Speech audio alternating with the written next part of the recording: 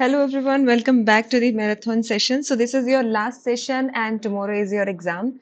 So this session mainly just consists of all the like direct factual points that you have to remember, that you have to revise on the last point.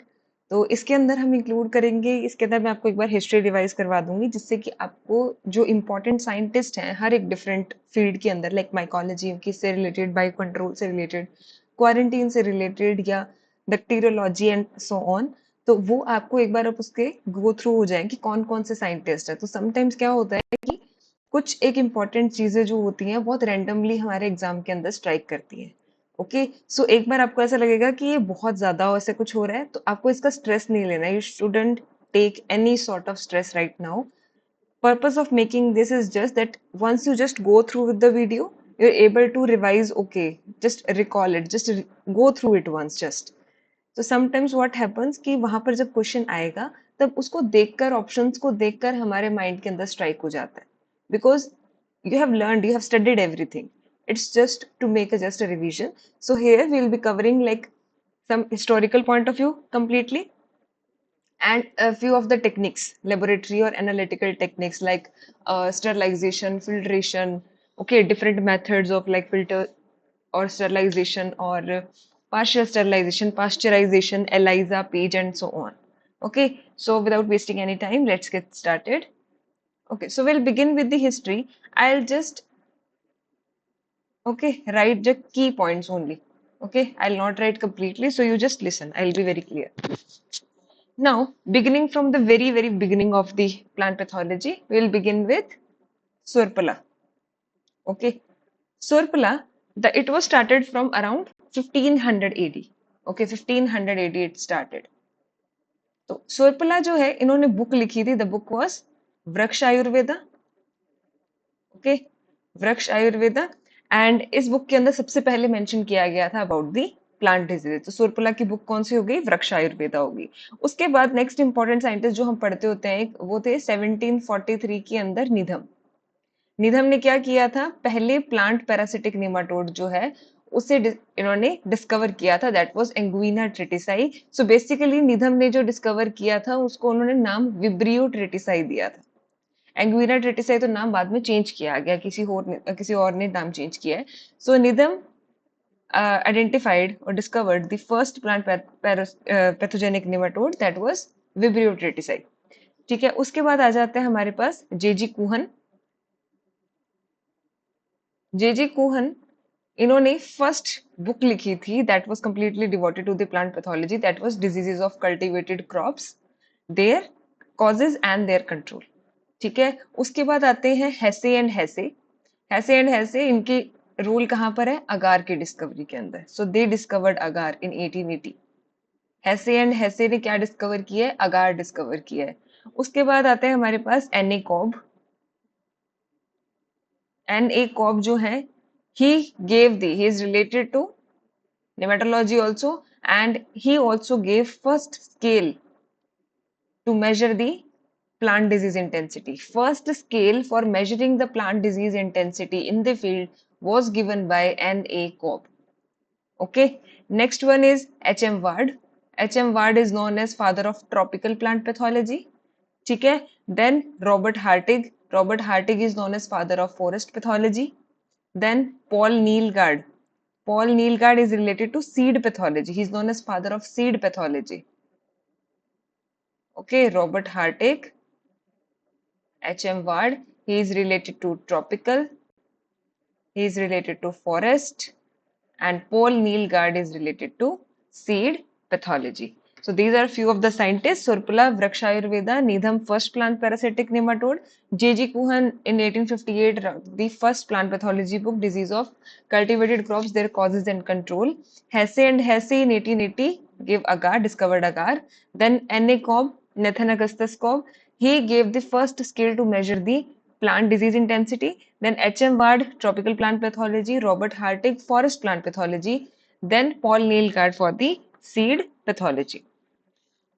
Okay, now few epidemics also, just remember, like 1845 it was Irish famine that you everyone remember, related to late blight of potato.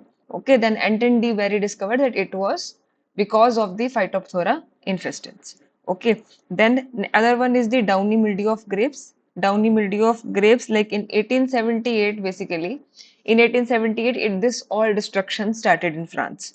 Okay, so French vineyards of grapes are all destructed. Like there were downy growth, there were white mycelial growth was there, and this was caused because of the Plasmapora viticola. ठीक है, और इस disease की वजह से इन 1885 this led to the accidental discovery of what Bordeaux mixture. ठीक है, so Bordeaux mixture was related to downy mildew of grapes and it was discovered by PMA Millardet in 1885. Okay, PMA Millardet in 1885, the Bordeaux mixture was accidentally discovered. Next important one is coffee rust. Okay, this is because of the Hemilia vastatrix. Okay, and it came from Sri Lanka. Okay, then next important point is I have told earlier also Saint Anthony fire. Saint Anthony fire is related to ergotism. Saint Anthony fire is related to ergotism that is caused by Claviceps purpurea. So it was like very historical time. You don't have to remember like now story. Those who have known then it's fine. Saint Anthony fire just because it is related to ergotism. ठीक है, होता क्या है, ergot जो होता है like Claviceps जो होता है ये क्या करता है, कुछ एल्केलॉइड्स प्रोड्यूस करता है. Okay, it produce some alkaloids और ये एल्केलॉइड्स की वजह से वहां पर क्या होती थी, hallucinations and all, like some extreme symptoms happens like gangrene. Gangrene means कि ब्लड सप्लाई जो है ये वेसल्स के अंदर नहीं पहुंच पाती जिसकी वजह से जो टिश्यू थे वो नेक्रोटिक हो रहे थे. So the people who consume this Claviceps containing rice or millets, they used to suffer from this gangrene like symptoms that their like mainly hands, their limbs portion get necrotic due to the lack of blood supply. So they used to pray to some Anthony saint for getting them recovered from this. So this was related to the ergotism. So Saint Anthony fire is related to ergotism. Next important, tulip mania, everyone know. Okay, that was in like 16th 17th century in Netherlands. Next important is the Turkey X disease. Okay, this Turkey X disease is related to the aflatoxins.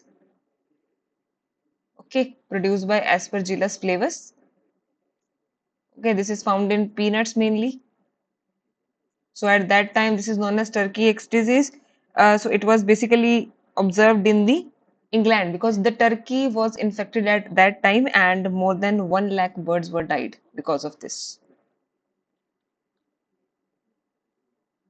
Okay, now next one is there were different type of toxins are present over there and different categories are there that you just leave. Okay, next one is Robert Hooke. Robert Hooke, he write the book Micrographia. Robert Hooke की book का नाम क्या है, Micrographia है. उसके बाद है पीए मिचेली. ठीक है, पीए मिचेली इन्हें हम क्या बोलते हैं, फादर ऑफ माइकोलॉजी. ठीक है, इनकी बुक कौन सी है पीए मिचेली की, नोवा प्लेंटेरम जेनेरा. नोवा प्लेंटेरम जेनेरा. ठीक है, he was the first scientist who did a detailed study on the fungi, their spores and all. Okay, so he was an Italian botanist. Sometimes the statement question is like this also. He was an Italian botanist. Fine. P.A. Michelli was Italian in 1929. Okay, he was an Italian botanist. He is known as father of mycology and he wrote the book Nova Plantarum Genera. Carolus Linnaeus, everyone know, father of taxonomy. And then Tillett. Tillett wrote a paper on stinking smut or bunt of wheat. Then, other than that, Prevost. Prevost did a great study on that and he found that this bunt of wheat is caused due to the टिलेशिया कैरिस. तो टिलेट ने तो paper लिखा था बंट of wheat के ऊपर, फिर इसका causal organism या उसकी लाइफ साइकिल वगैरह सारी स्टडी करके डिटेल्ड में किसने बताया था कॉजल ऑर्गेनिज्म, प्रिवोस्ट ने बताया था कि ये जो बंट ऑफ व्हीट होता है किसकी वजह से होता है, टिलेशिया कैरिस की वजह से होता है. Then important one is the Persoon. Persoon की बुक का नाम क्या है, सिनॉप्सिस मेथोडिका फंगोरम. सिनॉप्सिस मेथोडिका फंगोरम, ये बुक किसकी है? परसोन की है। ठीक है, इन्होंने परसोन ने ही जो हमारी रस्ट हो गई, स्मट हो गई, यानी कि यूरिडिनेल अस्टिलेजिनेल्स, इनका पूरा नॉमेनक्लेचर देखा था। ठीक है, और जो हमारे परसोन है, परसोन ने ये पक्सिनिया ग्रामिनिस भी नाम दिया हुआ है। ठीक है, पक्सिनिया ग्रामिनिस जो नाम दिया है ये भी परसोन ने दिया हुआ है। उसके बाद आते हैं ईएम फ्राइज। ईएम फ्राइज को बोला जाता है लीनियस ऑफ माइकोलॉजी। ठीक है, इनकी बुक का नाम है सिस्टेमा माइकोलॉजिकम, सिस्टेमा माइकोलॉजिकम। ठीक है, उसके बाद आते हैं हमारे पास सिकार्डो। सिकार्डो की हमने पढ़ी हुई है कि इन्होंने स्पोर और कोनिडियाज वगैरह इनके बेसिस पर क्लासिफिकेशन की थी। तो इनकी बुक का नाम है सिकार्डो की साइलोज फंगोरम। सिकार्डो की बुक का नाम क्या है? साइलोज फंगोरम, सिकार्डो। ठीक है, सिकार्डो की बुक का नाम क्या है? साइलोज फंगोरम। इन्होंने स्पोर स्पोर सिस्टम की मॉर्फोलॉजी वगैरह इसके बेसिस पर भी इन्होंने क्लासिफिकेशन की हुई है। उसके बाद हमारे पास आ जाते हैं ब्रीफिल्ड। ठीक है, ब्रीफिल्ड ने प्योर कल्चर टेक्निक दी थी फंजाई की, pure culture technique of fungi. Then आते हैं वोरोनिन। वोरोनिन बॉडीज जो पढ़ते हैं किससे रिलेटेड है? This is related to club root of crucifers. ठीक है, क्लब रूट ऑफ क्रूसिफर से रिलेटेड होती हैं वोरोनिन बॉडीज। ठीक है, तो इन्होंने ये पढ़ी थी वॉट ऑफ डिजीज की, वॉट ऑफ पोटैटो की लाइफ साइकिल स्टडी करी हुई है वोरोनिन ने। क्लब रूट ऑफ क्रूसिफर्स जो है, यहाँ से इसकी भी इन्होंने आइडेंटिफिकेशन की हुई, इसलिए उसके अंदर जो वोरोनिन बॉडीज मिलती हैं वो इनके नेम के अकॉर्डिंग रखी गई है। ठीक है, then very important E J Butler, he is known as father of Indian mycology. Okay, and the book by E.J. Butler is Fungi and Disease in Plants. Fungi and Diseases in Plant is written by E.J. Butler. Then Blaxley. Okay, he discovered heterothelism in Rhizopus. Okay, Blaxley discovered heterothelism in Rhizopus. Next important scientist is Talasne brothers. Talasne brothers, they are known as the reconstructor of mycology. Reconstructor of mycology. Then Pontecarvo and Roper, that you everyone know, parasexual cycle, in which Aspergillus nidulans. Okay, then this is very important, just remember it. Maybe it could be this is something different that generally we do not study. So, the first complete genome sequence of any plant pathogenic fungus was of Magnaporthygricia. Okay, first complete genome sequence of plant pathogenic fungus was Magnaporthygricia, and it was done by Dean in 2005. Okay, now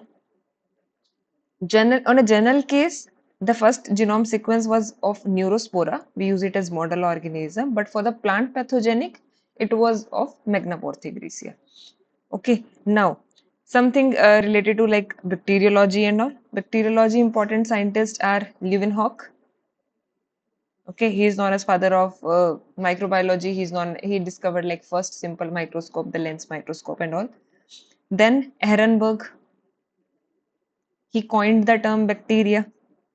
Okay, he coined the term bacterium. Then Louis Pasteur, he is known as father of modern bacteriology, modern microbiology. Then Robert Koch. Robert Koch, he gave the Koch postulate. He is known as father of bacteriological techniques, and more he studied about like anthrax disease, cholera disease, tuberculosis. He gave the causal organism of all that. Okay, then TJ Burrell, he was the first person to study like bacteria, and he gave the first plant bacterial disease like fire blight of apple and pear. Okay, then next one is EF Smith, father of phytobacteriology. Okay, father of phytobacteriology is EF Smith.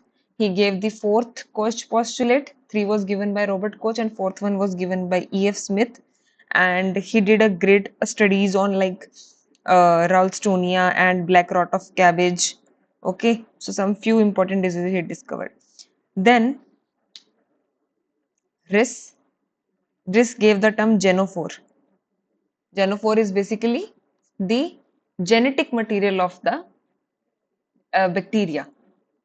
Okay, so nucleoid जो इनके पास present होता है, तो रिस ने जो term दी थी वो दी थी जेनोफोर, जो इनका एक तरीके से जेनेटिक मटेरियल हम बोलते हैं। उसके बाद आता है हमारे पास इसके अंदर लेडरबर्ग। ठीक है, लेडरबर्ग जो है इन्होंने क्या टर्म दी हुई है, plasmid.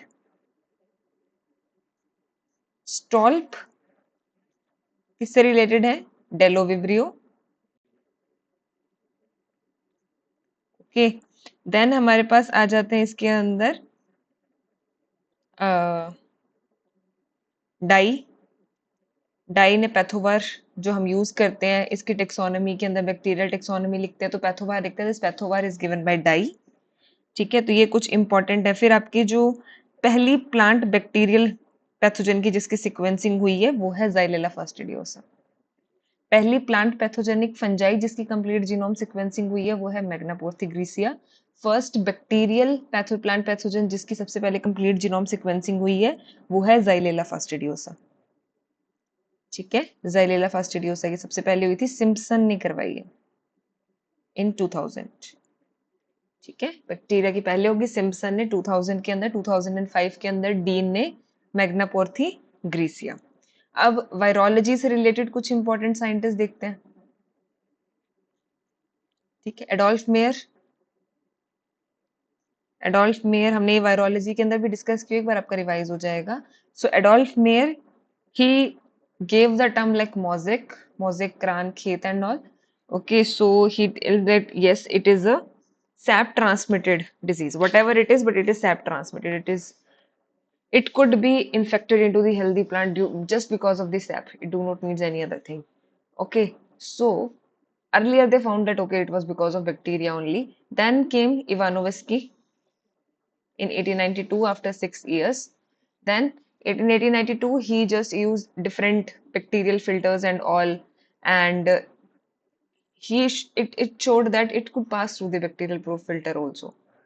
Okay, then they did whatever it could be cause it could be passed from the bacterial proof filter, but he doesn't know that it is virus till now. Okay, then the important one was Bejernik. Bejernik, he is known as father of or founder of virology. After again 6 years, so 1886, 1892, 1898. So he is known as founder or father of virology, and he concluded that it is a contagium vivum fluidum. It is a poisonous, it is a toxic liquid is there, and he called it as virus. Okay, then T. Watt and D. Harrell. T. Watt and D. Harrell is related to bacteriophage. McKinney and Holmes. Okay, 1929. McKinney and Holmes, 1929. Holmes gave local lesion assay and McKinney gave cross protection. Holmes, local lesion, local home. My home is in local to my coaching or something. Okay, then McKinney is for the cross protection. After that, Stanley, he did the crystallization of the virus using ammonium sulfate. Okay, 1935. Next important is Borden and Pyrie. Borden and Pyrie gave that the virus is having nucleoprotein nature. Then Geyer and Schreman, they reported that the RNA is the genetic material sort of there, that RNA of the virus is infectious and it carries the genetic information. So they told about RNA. Then Frankel and Conrad, they conducted some in vitro experiments related to TMV. Then Cassanis satellite virus. Cassanis is related to the satellite virus. तो सबसे पहले थे Adolf mayor थे 1886 के अंदर, इन्होंने contagious यानी infectious nature बताया था डिजीज का, जो कि सैप से ट्रांसमिट हो रही थी टबैको के अंदर। ठीक है, इन्होंने इसको मोजेक क्रान खेत बोला, इनको लगा कि बैक्टीरिया है। फिर इवानोवस्की आए, तो इवानोवस्की को लगा कि ये कुछ भी है, अगर चाहे बैक्टीरिया मान रहे हो चाहे कुछ भी मान रहे हो, लेकिन ये जो भी चीज है ये बैक्टीरियल फिल्टर से पास हो सकती है। ठीक है। तो इन्होंने ये चीज कंक्लूड की कि ये टॉक्सिन कुछ सिक्रिएट करते हैं। ठीक है, लेकिन ये बैक्टीरिया से स्मॉल है, बट उनको पता नहीं लगा कि एग्जैक्टली क्या है। देन बेजरनिक आए 98 के अंदर, तो इन्होंने कंटाजियम वाइवम फ्लूइडम बोला, इन्होंने टर्म दी थी वायरस, इनको हम फादर ऑफ वायरोलॉजी बोलते हैं। टी वॉट एंड डी हैरल बैक्टीरियोफेज से रिलेटेड है। एंड मैककिनी और होम्स दोनों 1929 के अंदर, होम्स लोकल लीजन ऐसे, मैककिनी क्रॉस प्रोटेक्शन। स्टैनले ने क्रिस्टलाइजेशन किया इसका अमोनियम सल्फेट का यूज करके। देन बॉर्डन एंड पायरी ने बताया कि न्यूक्लियोप्रोटीन नेचर होता है। गेयर एंड श्रेमान ने बताया कि जो आरएनए होता है वो जेनेटिक इन्फॉर्मेशन कैरी करता है। फ्रैंकल और कॉनरेड ने टीएमवी के ऊपर कुछ इन विट्रो एक्सपेरिमेंट्स किए थे। कैसेनिस जो है this is related to satellite virus. Okay, उसके बाद आ जाते हैं इसके अंदर वायरॉइड की डिस्कवरी के लिए। तो वायरॉइड की डिस्कवरी किसने की है? डिनर ने 1971, T O Diener. Okay, then important है शेफर्ड। शेफर्ड जो है डबल स्ट्रैंडेड डीएनए यानी कॉलीफ्लावर मोज़ेक वायरस, इन्होंने बताया था कि कॉलीफ्लावर मोज़ेक वायरस के अंदर डबल स्ट्रैंडेड डीएनए होता है। देन आ जाते हैं फ्रैंक। ठीक है, पहला जो प्लांट वायरस डिस्कवर्ड हुआ था वो यही था, वो इन्होंने डिस्कवर किया था कॉलीफ्लावर मोज़ेक वायरस। शेफर्ड ने ये चीज बताया था कि कॉलीफ्लावर मोज़ेक वायरस के अंदर डीएनए होता है, लेकिन पहला इस कॉलीफ्लावर मोज़ेक वायरस को डिस्कवर किसने किया था? फ्रैंक ने किया था। ठीक है, देन उसके बाद आ जाते हैं इसके अंदर पॉवलेबल। ठीक है, एंड बीची। सो बेसिकली इनके अंदर क्या था, इन्होंने कॉट प्रोटीन मीडिएटेड रेजिस्टेंस की थी। Abel Beachy and all coat protein mediated resistance की थी। तो ये आपके कुछ हो गए किससे रिलेटेड? वायरोलॉजी से रिलेटेड हो गए। ओके, देन इंडियन एस्पेक्ट के अंदर अगर हम देखते हैं, ओके, इंडियन प्लांट पैथोलॉजी, तो सबसे पहले जो इंपीरियल साइंटिस्ट जो आए थे that was E J Butler. Okay, he was the first imperial mycologist. Then next one was Kirtikar. He was the first person to collect and study fungi in India. ठीक है, first to study fungi in India was Kirtikar. Next was Dastur. He was the first person to did a detailed study on the fungi. Then M.K. Patel. M.K. Patel is known as father of phytobacteriology in India. M.K. Patel. Then it was the virology was basically started by Dastur only in India. Okay, virology was basically started by the stool in India, and the first viral disease that was plant viral disease that was studied in India was sugarcane mosaic. Okay, in India it was sugarcane mosaic. Okay, these were the few important one. Then after that, the first bacterial disease we studied like that was in India was the Bengal blight of potato. That was because of Ralstonia. And then we should know about the important contribution of Anton de Very. So Anton de Very is known as father of modern plant pathology, father of modern mycology. Okay, then he was the person who identified that lead blight of potato किसकी वजह से होता है? Phytophthora infestans की वजह से होता है, तो उसका causal organism इन्होंने बताया। इन्होंने रस, मध, डाउनी मिल्ड्यू बहुत कुछ इन्होंने पढ़ा। इन्होंने टॉक्सिन एंजाइम्स के बारे में पढ़ा, यानी कि everything we used to study was done by Anton de Very. Okay, then he also discovered the role of enzymes कि टिश्यू को डिसइंटीग्रेट करने में एंजाइम्स का रोल होता है, ये भी इन्होंने बताया। Then heterosis nature of rust, heteroecism, ये भी इन्होंने दिया हुआ है। इसके अलावा इन्होंने टर्म्स दी हैं, the terms are important. Symbiosis term इनकी दी हुई है। ऑल्टरनेट होस्ट इन्होंने बताया हुआ है। ओटोशियस एंड हेट्रोशियस जो टर्म्स हैं ये भी इनकी दी हुई है। देन होस्टोरियम इन्होंने दी हुई है। टेल्यूटोस्पोर्स इनकी दी हुई है।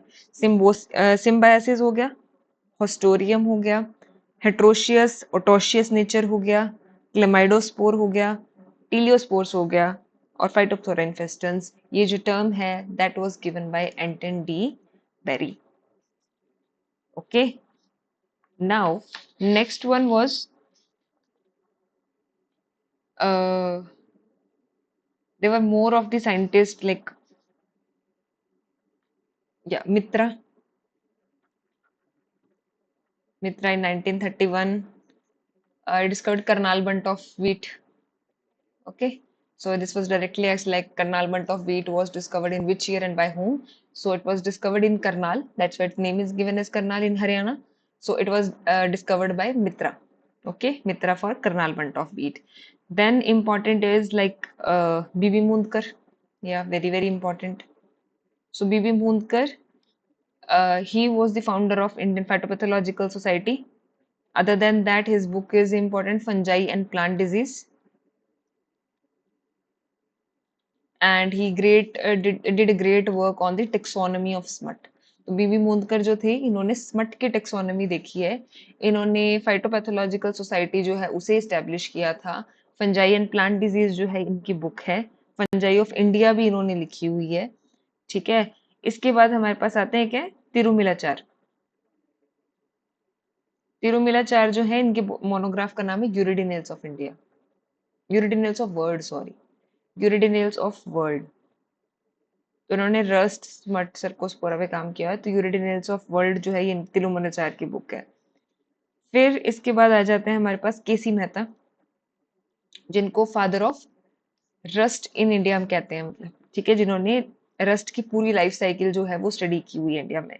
तो इन्होंने ये चीज बताई थी केसी मेहता ने कि बारबेरी जो है इसका इंडिया में फंगस को स्प्रेड करने में रोल इसका ज्यादा नहीं है. ठीक है. तो इन्होंने सीरियल रस्ट से रिलेटेड हो गए, फादर ऑफ सीरियल रस्ट हो गई. देन इसके बाद आ जाते हैं हमारे पास सदस्विन. ठीक है. इन्होंने वाइवोटॉक्सिन, फ्यूजेरिक एसिड बताया हुआ इन्होंने. फ्यूजेरिक एसिड जो कि एक वाइवोटॉक्सिन है, इसके बारे में सदस्विन ने बताया था. Okay, I think this much is sufficient for this, I think. Then M K Patel आपको पता ही है इसके अंदर. उसके बाद या टुंडू disease. Okay, so Tundu disease, this is having a complex nature because there is what association is of nematode and bacterium. So nematode is Inguina tritici, bacterium is Rathibacter tritici or Corynebacterium tritici. So this complex nature was reported by Hingorani. This complex nature was discovered by the Hingorani. After that, uh,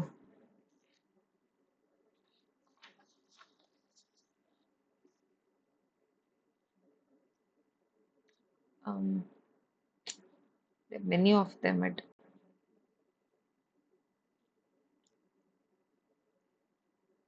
okay, Vasudeva worked on potato viruses. Okay, so Indian Virological Society was discovered in 1984. Okay, Virological Society in 1984. Now, next is the some important scientist related. क्या wander Planck. Wander Planck जो है इन्हें हम क्या कहते हैं, father of epidemiology. ठीक है. देन इन्होंने क्या क्या कंसेप्ट दिए, इन्होंने वर्टिकल एंड हॉरिजॉन्टल रेजिस्टेंस दिया, इन्होंने वर्टिफोलिया इफेक्ट दिया, इन्होंने स्ट्रॉन्ग एंड वीक जीन दिया, इन्होंने प्रोटीन फॉर प्रोटीन हाइपोथेसिस दिया, और इनकी मेजर बुक का जो नाम है that is plant disease epidemics and control. तो vertical horizontal resistance, vertifolia effect, strong and weak gene, protein for protein hypothesis और plant disease epidemics and control, ये किसने दी हुई है, वंडर प्लांक की है. Okay. Next is some important discoveries that were related to like, yeah, there is one important scientist, I just read a line somewhere like directly asked, Gorman. He was the person who stated that microorganisms are pathogenic only if they are toxigenic. तो कोई भी micro organism है, bacteria, mycoplasma, ठीक है, virus, fungi, कुछ भी है, वो पैथोजेनिक तभी होता है जब उसके पास टॉक्सिन्स होते हैं. So this was the statement that he told. Okay, we are not like arguing something about it whether it is right or not, but this was a statement that was given by Goman. Okay, so the microorganisms are pathogenic only if they are toxigenic. After that, there were few scientists that were related to resistance, like Erickson. Erickson is basically related to physiological specialization. Erickson was related to physiological specialization of rust, serial rust. Then it was E.C. Stackman. E.C. Stackman, he gave the term hypersensitive response. Okay, hypersensitive response की term किसने दी है? इसी स्टैकमैन ने दी है. इसके बाद आ जाते हैं स्टैकमैन ने ही आगे हाँ स्टेमरस के और फिजियोलॉजिकल स्पेशलाइजेशन का कंसेप्ट दिया था. H Flor, gene for gene hypothesis in Melampsora lini. ठीक है, इसके बाद है हमारे पास टिलेट, तो हमने चलो पढ़ लिया ना. तो सबसे पहले कौन सी फंजीसाइड जो है वो यूज की गई थी? तो इट वाज कॉपर सल्फेट. सबसे इनिशियल जब स्टार्ट किया था तो इन्होंने बताया था कि कॉपर सल्फेट को हम बंट ऑफ व्हीट के लिए यूज कर सकते हैं. तो ये प्रिवोस्ट ने यूज करके देखी थी. ठीक है, प्रिवोस्ट ने देखा था कि जो कॉपर सल्फेट होता है ये बंट के स्पोर्स की जर्मिनेशन को इनिबिट करता है. उसके बाद आते थे मिलार्डेट ने बोर्डो मिक्सचर किया. मैसन जो थे 1887 के अंदर इन्होंने बरगंडी मिक्सचर दिया. बरगंडी मिक्सचर को हम क्या बोलते हैं? सोडा बॉर्डेक्स बोलते हैं. ठीक है, इसके अंदर क्या होता है? लाइम की जगह क्या आ जाता है? सोडियम कार्बोनेट आ जाता है. फिर उसके बाद हमने पढ़ा था बेली. बेली गेव चेस्टनट कंपाउंड इन 1921. ठीक है, चेस्टनट कंपाउंड दिया था. चेस्टनट कंपाउंड के अंदर 2:11 का रेशियो होता है. सो 2 पार्ट्स ऑफ कॉपर सल्फेट होता है और इधर अमोनियम कार्बोनेट होता है. ठीक है, कॉपर सल्फेट और अमोनियम कार्बोनेट. उसके बाद थे टिसडेल एंड विलियम्स. टिसडेल एंड विलियम्स इनने किसकी डिस्कवरी की हुई है? डाइथायोकार्बोमेट्स की. डाइथायोकार्बोमेट्स की डिस्कवरी की हुई है. फंजीसाइड्स से रिलेटेड जो एक साइंटिस्ट है दैट इज हॉर्सफॉल, फंजीसाइड एक्शन जिन्होंने बताया हुआ है. उसके बाद है हमारे पास किटेल्सन. किटेल्सन किलर हम किसे बोलते हैं? कैप्टान. तो इसकी डिस्कवरी 1952 में हुई है कैप्टान की. और 10 इयर्स के बाद 1962 के अंदर जो रेकल कार्सन की फेमस बुक है साइलेंट स्प्रिंग, वो 1962 में आई है. 52 में कैप्टान आया, 62 के अंदर साइलेंट स्प्रिंग आई है. ठीक है, श्मेलिंग एंड कुल्का. श्मेलिंग एंड कुल्का ने पहली सिस्टेमिक फंजीसाइड दी हुई है. फर्स्ट सिस्टेमिक फंजीसाइड कौन सी है हमारे पास? कार्बोक्सिन. तो ऑक्जेंथिन इन्होंने दिया हुआ है. फिर उसके बाद हमारे पास आ जाते हैं यहाँ पे कि इंडिया के अंदर जो बोर्डो मिक्सचर सबसे पहले यूज किया गया था that was by Lawrence. India में दैट वाज बाय लॉरेंस. किसके लिए? लीफ स्पॉट ऑफ ग्राउंडनट, ये टिक्का डिजीज ऑफ ग्राउंडनट. तो उसके लिए बोर्डो मिक्सचर सबसे पहले यूज किया गया था. और देन हमारे पास है इंसेक्टिसाइड जो एक्ट आया. इंसेक्टिसाइड एक्ट आया 1968 के अंदर. इंसेक्टिसाइड के जो रूल्स आए थे वो आए थे 1971 के अंदर. ठीक है, इंसेक्टिसाइड एक्ट आया था 1968. इंसेक्टिसाइड के रूल्स जो आए थे वो आए थे 1971 के अंदर. देन है क्वारंटीन. जो है क्वारंटीन जो है ये बेसिकली एक लैटिन वर्ड है. क्वारंटीन एक लैटिन वर्ड है जिसका मतलब होता है 40 डेज. ठीक है, एक लैटिन वर्ड से लिया गया, इसका मतलब होता है 40 डेज. तो सबसे पहले जो क्वारंटीन वाला सब शुरू हुआ था ये फ्रांस के अंदर हुआ था. ठीक है, बारबरी प्लांट्स को जो है इन्होंने बारबरी प्लांट्स को एरेडिकेट किया था उस टाइम पे. ठीक है, उसके बाद एक जो इम्पोर्टेंट वाला क्वारंटीन से रिलेटेड हमें पता है डीपा एक्ट, हमें पता है 1914 डिस्ट्रक्टिव इंसेक्ट पेस्ट एक्ट. ठीक है, then 1946 DPPQS, directorate of plant protection quarantine and storage, Faridabad Haryana. और इसके बाद आ जाता है फेडरल प्लांट क्वारंटीन एक्ट 1912 में था. Federal plant quarantine act US Congress ने पास किया था. अच्छा, इसके बाद बायोलॉजिकल कंट्रोल की अगर हम बात करते हैं तो बायोलॉजिकल कंट्रोल के अंदर सबसे पहले स्टार्ट हुआ था सैनफोर्ड से. सैनफोर्ड जो थे इन्होंने ये चीज रिपोर्ट की थी कि जो स्कैब ऑफ पोटैटो होता है उसे हम ग्रीन मैन्योरिंग से कंट्रोल कर सकते हैं. ठीक है, सैनफोर्ड ने कहा था कि स्कैब ऑफ पोटैटो को ग्रीन मैन्योरिंग से कंट्रोल किया जा सकता है. बायोलॉजिकल कंट्रोल जो टर्म है खुद ये दी थी टेबिफ ने. बायोलॉजिकल कंट्रोल जो टर्म है ये टेबिफ की दी हुई है. ठीक है, और फादर ऑफ बायोलॉजिकल कंट्रोल हम गैरेट को बोलते हैं. तो 3 ध्यान रखना बस. सैनफोर्ड ने सबसे पहले बताया था कि हम स्कैब को ग्रीन मैन्योरिंग से कर सकते हैं. बायोलॉजिकल कंट्रोल टर्म टेबिफ की दी हुई है. फादर ऑफ बायोलॉजिकल कंट्रोल हम गैरेट को बोलते हैं। ठीक है। अच्छा, इसके बाद आता है, हाँ, इसके अंदर ये ध्यान रखना है कि जो एग्रोबैक्टीरियम ट्यूमेफेशियंस है ना, इनके लिए हम इसको कंट्रोल करने के लिए किसका यूज करते हैं, एग्रोबैक्टीरियम रेडियोबैक्टर का। एग्रोबैक्टीरियम ट्यूमेफेशियंस को कंट्रोल करने या मैनेज करने के लिए एग्रोबैक्टीरियम रेडियोबैक्टर का यूज किया जाता है। फिर माइकोहर्बिसाइड्स, माइकोहर्बिसाइड जो दिया ये डेनियल ने दिया, डेनियल ने माइकोहर्बिसाइड। एंटीबायोटिक्स के अंदर अगर हम बात करते हैं तो एलेक्जेंडर फ्लेमिंग हमें पता है, वॉक्समैन ने टर्म दी एंटीबायोटिक। ठीक है। और देन कॉच पोस्टुलेट्स के बारे में अगर देख लो तो कॉच पोस्टुलेट्स दिए गए, उसके स्टेप्स आपको पता है अच्छे से। देन इसके बाद आ जाता है हमारे पास साइन और सिम्टम में सबको फर्क पता होगा। बायोटिक एबायोटिक डिजीजेस जो है ये हमें पता होती हैं। अच्छा, अब कुछ टर्म्स हाँ क्लियर कर देती हूँ ये। सबसे पहले होता है पैथोडीम। ठीक है, पैथोडीम हम किसे बोलते हैं कि यानी कि एक set of population that is having a common resistance, particular character of resistance. Okay, set of host population, तो होस्ट की वो complete population that are having common resistance character is known as pathodeme. So this deme word is not related to pathogen, this deme is related to host. So that particular population of host that is having a common resistance, that is pathogen. Then you are having biotype. Okay, so biotype is basically like when we talk about the race. Okay, so there are different like okay for सबसे पहले हम क्या लिखते हैं, Puccinia, Graminis, Forma specialis, Tritici. Okay, so this Graminis is basically related to, okay, it is infecting the cereals. Okay, let's say this is affecting the cereals, that is for the species level. Then Forma specialis level. तो here it is tritici, that means among cereals की former specialist के बाद हम क्या देंगे कि कौन से मेजर, कौन सा होस्ट कौन सा है उसका। तो फॉर्मर स्पेशलिस्ट के अंदर बात करते हैं कि कौन सा उसका स्पेसिफाइड होस्ट है, दैट मीन्स अगर हम लिखेंगे यहाँ tritici that mean it is affecting only wheat.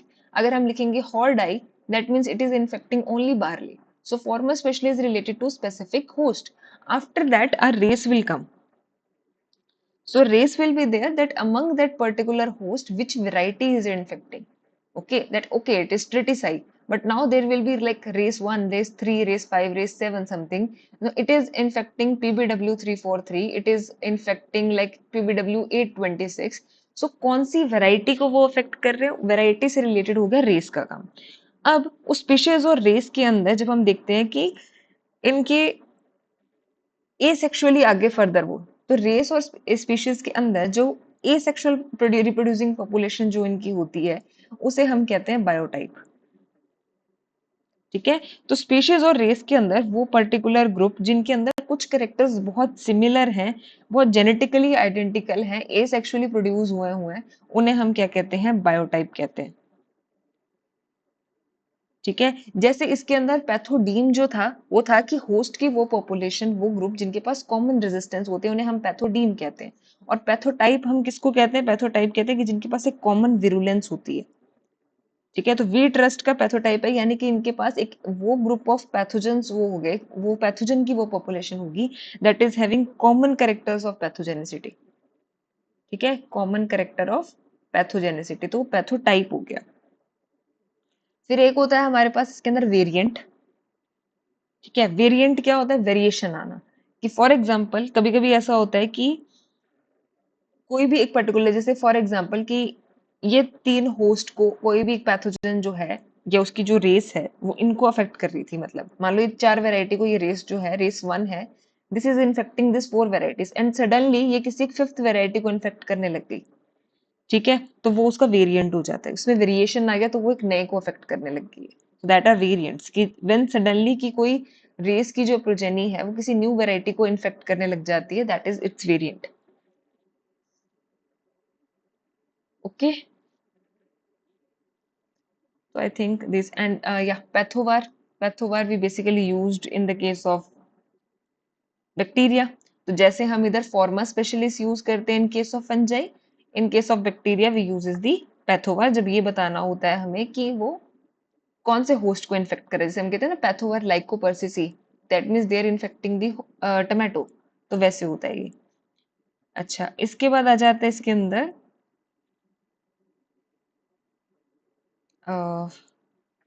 Soil inhabitant और रूट इनहेबिटेंट जो होते हैं, ये टर्म काफी बार आ जाती है। तो सॉइल इनहेबिटेंट्स बेसिकली कि वो सॉइल ही उनका घर है, सॉइल सॉइल उनकी हैबिटेट है। तो यानी कि उनके अंदर सेप्रोफिटिक एबिलिटी जो होती है वो बहुत स्ट्रांग होती है, कि वो अब होस्ट के लिए वो स्पेशलाइज्ड नहीं है, इसलिए हम उन्हें नॉन स्पेशलाइज्ड पैरासाइट्स बोलते हैं, है ना। अब जैसे राइजोक्टोनिया है या स्क्लेरोशिया है, हम कहते हैं कि वो इनडेफिनेट टाइम के लिए सॉइल में सर्वाइव कर सकते हैं, चाहे होस्ट हो चाहे ना हो। उनकी होस्ट रेंज बहुत वाइड होती है। ठीक है, तो वो होते हैं सॉइल इनहेबिटेंट, क्योंकि वो सॉइल में रहते हैं, लॉन्ग टर्म तक रह सकते हैं। अगर उन्हें पैरासिटिक मिलता भी है तो कोई भी होस्ट आ जाए वो कर लेंगे वहां पे पैरासिटाइज, तो they are non specialized. And on the other hand जो एक होते हैं हमारे सॉइल इन्वेडर, या जिन्हें हम रूट इनहेबिटेंट्स बोलते हैं, तो ये क्या होता है, ये थोड़े स्पेशलाइज्ड पैरासाइट होते हैं, ये अपने होस्ट की रूट्स की विसिनिटी में रहना पसंद करते हैं, ये अकेले में सॉइल में रहना इतना पसंद नहीं करते, तो ये स्पेशलाइज्ड पैरासाइट्स होते हैं। ठीक है, ये सॉइल में बहुत शॉर्ट टाइम के लिए रह सकते हैं, जब तक उनके होस्ट के कुछ ना कुछ वहां पे डेब्रिस या रिमेनिंग्स रह जाते हैं, तब तक वो सरवाइव कर सकते हैं।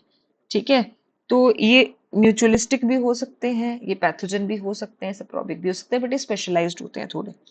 ठीक है, तो इनकी सेप्रोफिटिकली जो compete करने की एबिलिटी है वो कम होगी, है ना, क्योंकि इनको तो ये होस्ट पे डिपेंड है, तो इतना सेप्रोफिटिकली स्ट्रांग नहीं रह सकते जैसे स्क्लेरोशिन वगैरह रह सकते हैं। तो ये आपको ध्यान रखना है। अच्छा, इंडियन फाइटोपैथोलॉजिकल सोसाइटी हमने पढ़ी थी कि बीबी मुंदकर ने दी थी, कब फाउंड हुई थी, 1948, आजादी के एक साल के बाद इंडियन फाइटोपैथोलॉजिकल सोसाइटी आ गई थी। ठीक है, अब ये तो आई थिंक आपके हिस्टोरिकल पोर्शन से काफी चीजें हो गई हैं हमारी। अगर हम बात करते हैं कुछ लेबोरेटरी या कुछ एनालिटिकल टेक्निक्स के बारे में।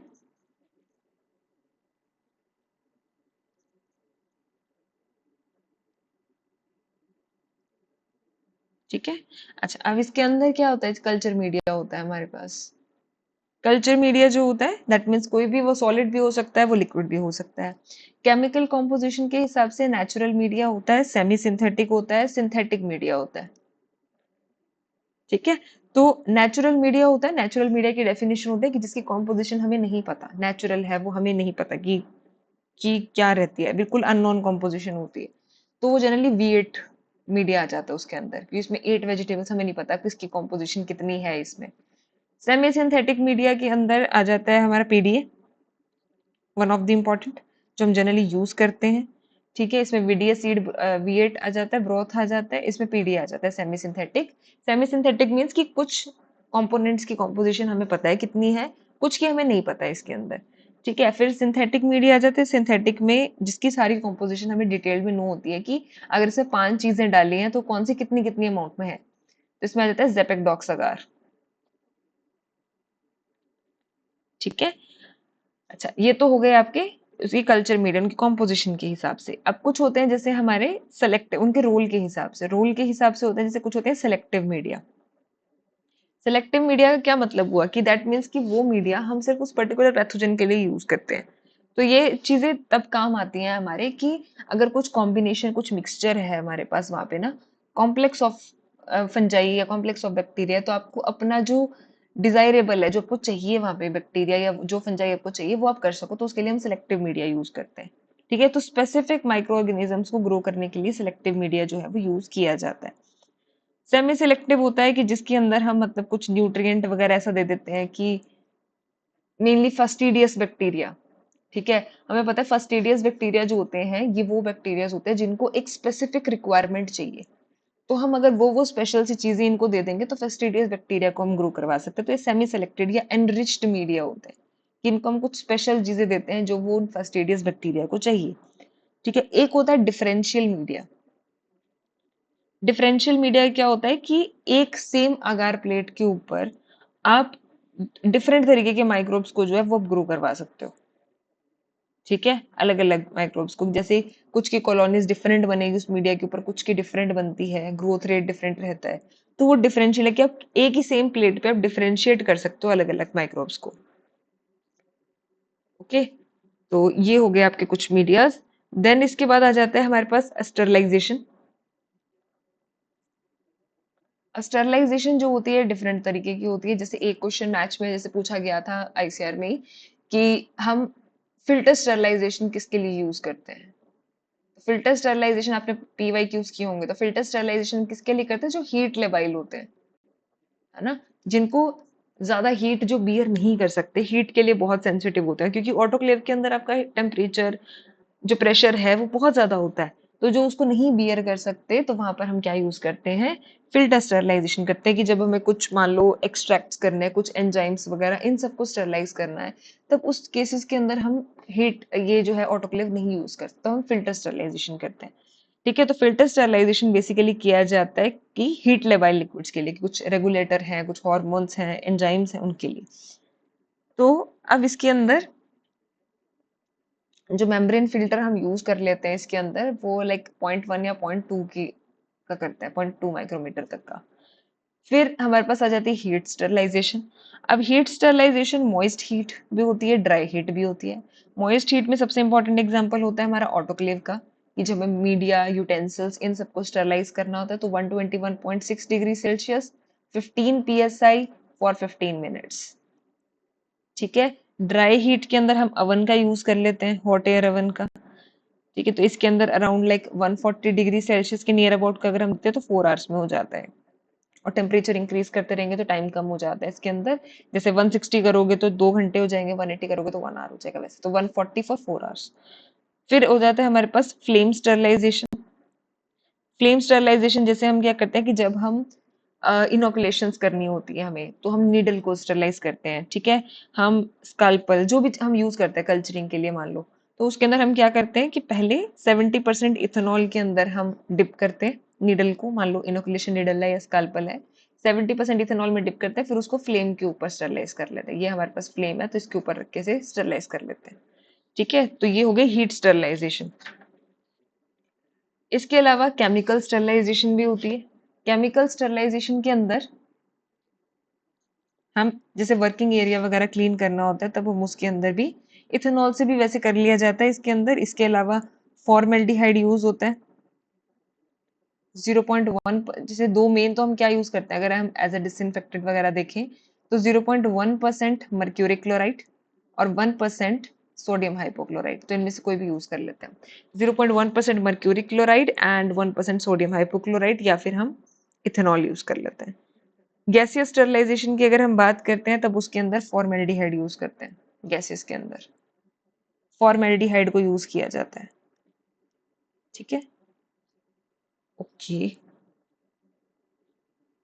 इसके बाद अगर हमें प्योरिफिकेशन की अगर बात करते हैं, तो अगर हमें फंगल प्योरिफिकेशन करना है, फंगल प्योरिफिकेशन के लिए दो मेथड्स होते हैं। एक होता है हाइफल टिप मेथड, एक होता है सिंगल स्पोर। या तो माइक्रोस्कोप के अंदर उस कल्चर प्लेट को या उस लीफ टिश्यू कुछ भी है जहाँ पे अगर आपको दिख रहा है, तो वहां पर देखकर वहां से एक सिंगल स्पोर पिक करके आप उसको प्लेट अगार प्लेट में रख दो, तो वो सिंगल स्पोर हो गया। या अगर आप प्योर कर रहे हो, आपके पास ऑलरेडी कोई कल्चर है, या फिर आपके पास लीफ वगैरह की माइसीलियल ग्रोथ दिख रही है, तो वहां निडल से एकदम हाइफल की टिप, एकदम बेस नहीं, जैसे हम मीडिया में क्या करते हैं, आपको पूरी बिट नहीं काटनी है, आपको सिर्फ ऊपर से हल्का सा हाइफा जो है इसका उठाना है और उसको न्यू प्लेट पे रख के प्योर कर लेना। ठीक है, तो हाइफल टिप मेथड या सिंगल स्पोर मेथड हम फंगल्स के लिए यूज करते हैं। अगर हमें बैक्टीरियल कल्चर्स करने हैं, तो बैक्टीरिया के केस के अंदर हम जनरली क्या करते हैं, स्ट्रीक प्लेट मेथड करते हैं।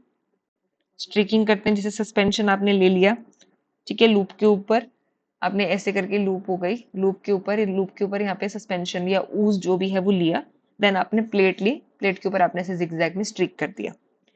ओके। या दूसरा होता है पोर प्लेट मेथड। और प्लेट मेथड में हम क्या करते हैं, सस्पेंशन बनाया बैक्टीरिया का, उसको से पानी में डाल के सस्पेंशन बनाया, टेस्ट ट्यूब में रखा उसको, मतलब वाटर के अंदर मिक्स किया, उसके बाद उसके डाइल्यूशन बना के और उसको डायरेक्टली आपने प्लेट के अंदर पोर कर दिया मीडिया के साथ, तो पोर प्लेट मेथड हो गया। तो यानी कि हम स्ट्रीक कर सकते हैं, स्प्रेड कर सकते हैं, पोर प्लेट मेथड कर सकते हैं फॉर दी बैक्टीरिया। ठीक है। अगर हमें प्लांट वायरस को आइसोलेट करना है, प्लांट वायरस को आइसोलेट करने के लिए हम जनरली सी टैब मेथड वगैरह करते हैं, तो उसमें काफी बड़ा सारा प्रोसीजर आपका हो जाता है, तो वो इसमें भी अभी एट दिस मोमेंट आपको नहीं याद रखना है। ठीक है। अच्छा, इसके बाद आ जाता है हमारे पास जैसे हम इनोकुलेशन करते हैं तो कुछ के लिए बहुत स्पेसिफाइड से होते हैं। जैसे मुझे जो 2-3 याद है अभी वो मैं आपको बताती हूँ। जैसे कि ज़ैंथोमोनास ओराइज़ी, पैथोराइज़ी बैक्टीरियल ब्लाइट के लिए करते हैं तो इसके लिए एक जो मेजर यूज़ की जाती है वो होता है क्लिपिंग मेथड। ठीक है, लीफ टिप में क्लिप कर देते हैं लीफ को, ऊपर से ऐसे कट कर देते हैं, मतलब सीजर है, स्टरलाइज सीजर ली। ठीक है, उस सीजर को आपने इसके बैक्टीरियल सस्पेंशन के अंदर डिप किया। उसके बाद जो राइस की जो आपकी लीफ है उसको यहाँ से आपने उसी सीजर से कट कर दिया, तो वो इंजरी होगी, बैक्टीरिया उसके ऊपर था ही, तो वो यहाँ से पेनिट्रेट कर जाएगा। ठीक है, इसके अलावा कुछ आपके जैसे बैक्टीरियल ब्लाइट आपके जो कॉटन की हो गई, ज़ैंथोमोनास कैम्पेस्ट्रिस वगैरह, ये भी सीड बॉर्न होती है, तो ये सीड के थ्रू चला जाता है। और फिजेरियम, राल्स्टोनिया वगैरह होते हैं तो इनको तो हम सॉइल में इनोकुलेट करके कर सकते हैं क्योंकि ये सॉइल बॉर्न पैथोजन हो गए। पाउडरी मिल्ड्यू वगैरह हैं, इनको हम लीफ पे स्प्रे कर सकते हैं। ठीक है, लीफ पैथोजन, सरफेस पैथोजन हो गए ये। अब इसके अलावा आपके पास आ जाता है स्टेनिंग। हम स्टेनिंग करते हैं कईयों के लिए, और स्टेनिंग के अंदर अगर आपको मेजरली कुछ ध्यान रखना है, स्टेनिंग की अगर हम बात करते हैं इसमें, तो सिंपल स्टेनिंग भी होती है, एक होती है डिफरेंशियल स्टेनिंग। ठीक है, तो नॉर्मल स्टेनिंग में हमें पता है कि ग्राम पॉजिटिव जो है आपकी, डिफरेंशियल स्टेनिंग जब करते हैं, डिफरेंशियल स्टेनिंग का मतलब होता है कि इसमें हम दो डिफरेंट डाइज का यूज करेंगे। ठीक है, तो वो अलग अलग रिजल्ट हमें दिखता है। जैसे ग्राम पॉजिटिव में क्रिस्टल वॉयलेट दिखता है, ग्राम नेगेटिव में सेफ्रेनिन दिखता है। ओके, एसिड फास्ट स्टेनिंग जो की जाती है ना, एसिड फास्ट स्टेनिंग के अंदर हमें फुस्चिन और मिथाइलिन ब्लू यूज करते हैं, फुस्चिन एंड मिथाइलिन ब्लू। एंडोस्पोर की जो स्टेनिंग होती है, एंडोस्पोर के लिए हम यूज करते हैं मेलाचाइट ग्रीन। एंडोस्पोर के लिए मेलाचाइट ग्रीन यूज की जाती है। ओके, ये हो गया। देन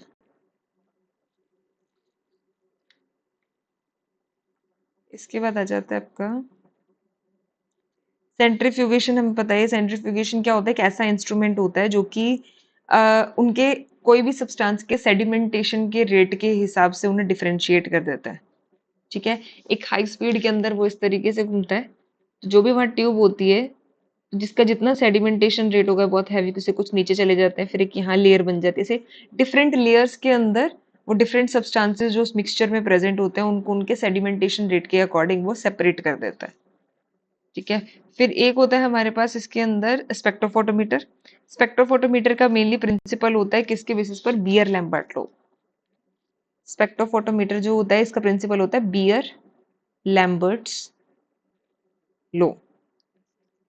ठीक है, तो इसका प्रिंसिपल होता है कि जितनी जो सब्सटेंस जो है वो एब्जॉर्ब करेगा is proportional to the concentration, यानी जितनी उस सब्सटेंस की कंसेंट्रेशन होगी उतनी ही ज्यादा वो लाइट जो है वो एब्जॉर्ब करता है। तो इसके बेसिस पर एक जज कर लेते हैं कि कितनी कंसेंट्रेशन प्रेजेंट होगी उसके बेसिस पे। ठीक है, देन हमारे पास आ जाता है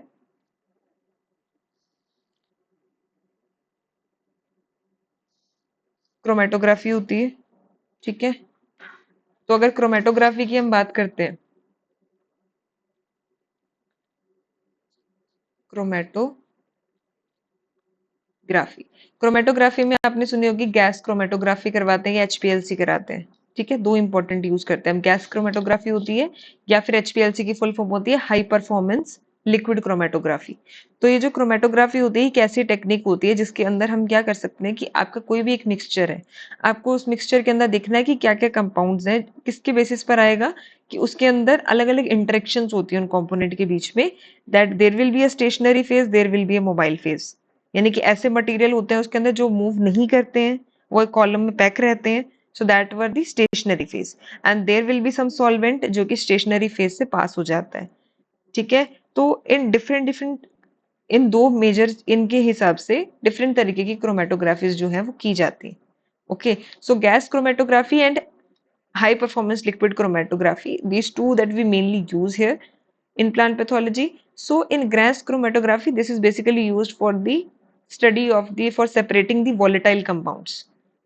Okay, so if I have to find like, okay, I am having this particular extract, for example I am having this neem extract, so what are the components that are present in this neem extract? What are the volatile compounds? What are the non-volatile compounds that are present in this neem extract? Okay.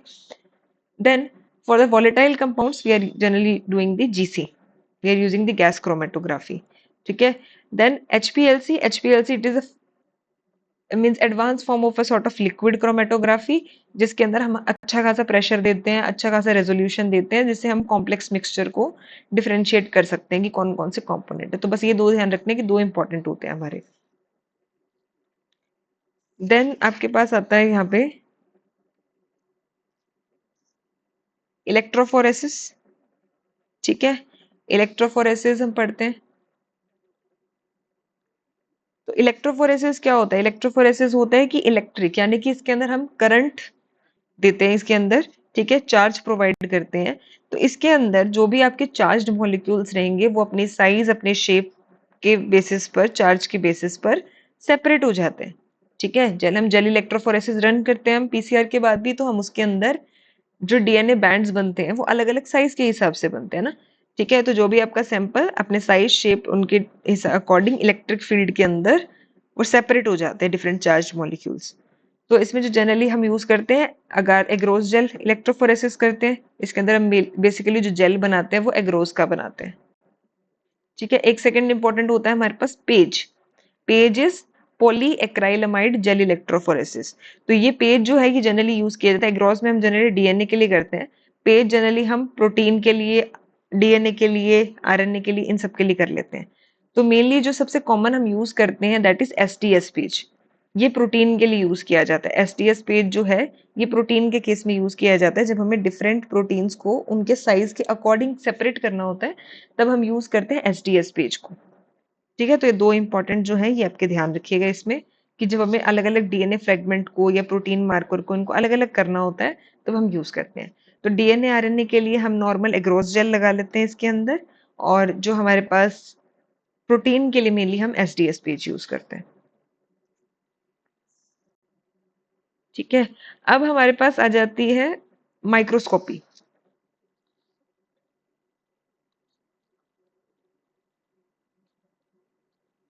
ठीक है, microscopy की बात करते हैं तो सबसे simple हमारे पास होती है लाइट माइक्रोस्कोपी।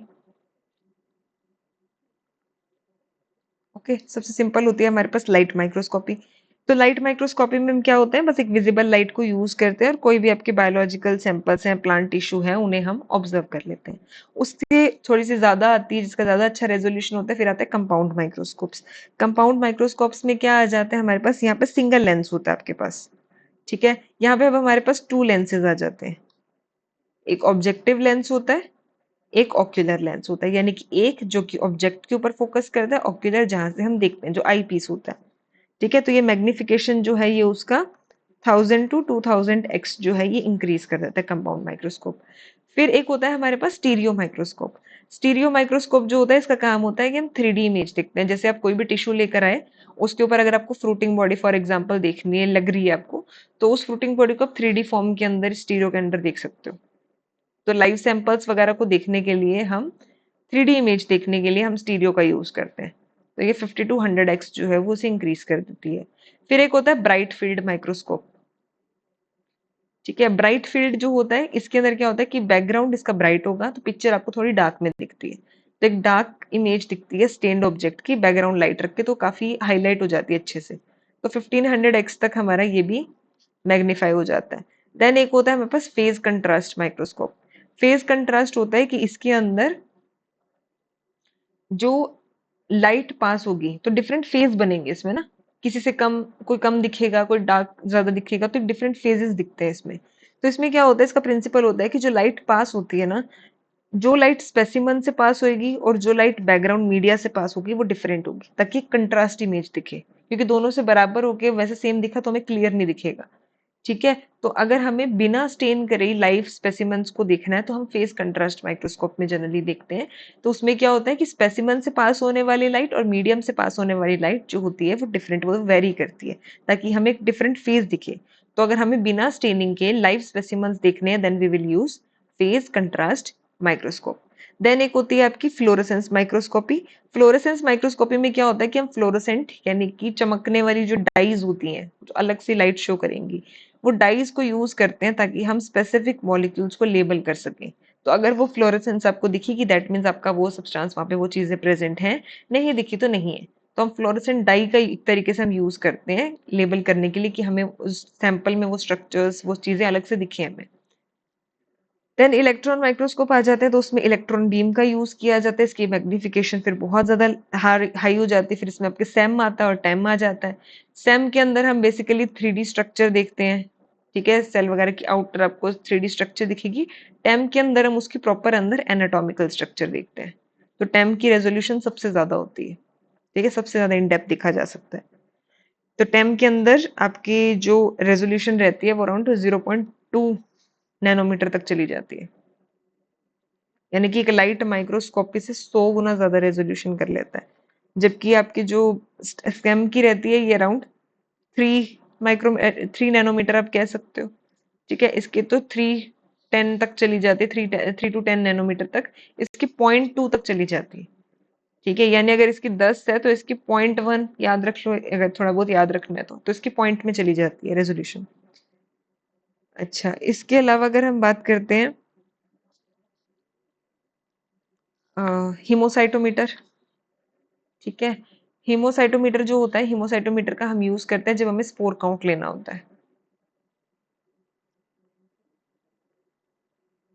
जब हमें डायरेक्टली काउंट करनी होती है कि हमारे कल्चर की स्पोर कंसेंट्रेशन कितनी है, तो हमारे पास एक नॉन अमाउंट ऑफ सैंपल होता है कि हम पर एमएल के हिसाब से देख लेते हैं कि 1 ml के अंदर इतनी स्पोर्स मिलेगी। कई जगह होती है जैसे 10⁻1 इंटू 10⁻5 10⁻7, तो ये प्रॉपर कैलकुलेट किया जाता है हेमोसाइटोमीटर के हिसाब से कि हम देखते हैं कि उसके अंदर जिस इस तरीके से चेक्स में ग्रिड्स ही बनी होती है। तो इन ग्रिड्स के अकॉर्डिंग हम चेक करते हैं कि वहां पे फॉर्मूला वगैरह लगा के कि एक एवरेज काउंट देखते हैं हम कि उसके अंदर पर एमएल के अंदर कितनी होगी, ठीक है। तो सेल काउंटिंग के लिए हम बेसिकली यूज करते हैं। फिर आ जाता है हमारे पास हाइब्रिडाइजेशन होते हैं, ठीक है। नॉर्दर्न, देन आपका सदर्न, देन वेस्टर्न। हाइब्रिडाइजेशन या ब्लॉटिंग मेथड्स होते हैं आपके। तो नॉर्दर्न वाला जो है हमारे पास, ठीक है, ये यूज किया जाता है आरएनए के लिए। सदर्न वाला किया जाता है डीएनए के लिए। वेस्टर्न ब्लॉटिंग की जाती है प्रोटीन के लिए। ओके, सो नॉर्दर्न वाला आरएनए के लिए, सदर्न वाला डीएनए के लिए। और अब इसको याद अगर कंफ्यूज ना हो तो इसको याद रखने का तरीका वैसे मान लो कि नार, क्योंकि इसका साइंटिस्ट भी एल्वाइन है, तो NAR आप याद कर सकते हो, नार, ठीक है। एसडी कार्ड हम यूज करते हैं, तो एसडी सदन के लिए, डीएनए सदन जो प्लॉटिंग किसके लिए यूज करते हैं, हम डीएनए के लिए यूज करते हैं। इनके साइंटिस्ट का नाम भी सदन है। वेस्टर्न का साइंटिस्ट मुझे नहीं याद आ रहा है, पर ये किसके लिए होती है, WP वेटेबल पाउडर, कैसे भी याद कर लो। तो ये प्रोटीन के लिए रहती है आपकी मेनली। ओके, तो जो सदन हाइब्रिडाइजेशन होती है आपकी, इसके अंदर हम नाइट्रोसेल्यूलोज की मेम्ब्रेन लेते हैं। नाइट्रोसेल्यूलोज की मेम्ब्रेन जो है वो ली जाती है। तो जो भी हमें, अगर हमें कोई स्पेसिफिक डीएनए स्पेसिफिक आरएनए को डिटेक्ट करना, तब हम ये हाइब्रिडाइजेशन, ये ब्लॉटिंग मेथड जो है ये हम करते हैं। ओके, वेस्टर्न जो है, अच्छा, ये प्रोसीजर जो है ये दिया हुआ टॉबिन ने, WTP, ठीक है, WTP से याद रह जाएगा। और टॉबिन, ठीक है, टॉबिन दिया हुआ। ओके, तो इसके अंदर हम नाइट्रोसेल्यूलोज की जो मेम्ब्रेन है इसका हम यूज करते हैं ट्रांसफर करने के लिए। फिर नेक्स्ट टेक्निक होती है हमारे पास माइक्रो एरे, ठीक है। माइक्रो एरे टेक्नोलॉजी क्या होती है, एक सिंपल सा अगर हम समझे इसके अंदर कि अगर हमें, आपके पास बहुत सारे मतलब डीएनए है, बहुत सारे आरएनए है, ठीक है, सीक्वेंस के अंदर बहुत सारे डीएनए बहुत सारे आरएनए प्रेजेंट है। अगर हमें इतने सारे थाउजेंड्स ऑफ जीन्स के अंदर कुछ स्पेशलाइज के एक्सप्रेशन जो है वो हमें देखने हो, ठीक है, साइमल्टेनियसली एक साथ बहुत सारी सीक्वेंस बहुत सारे जीन्स को हमें डिटेक्ट करना हो, तो फिर हम कैसे करेंगे, किसके थ्रू करते हैं, वो माइक्रो एरे के थ्रू करते हैं, ठीक है।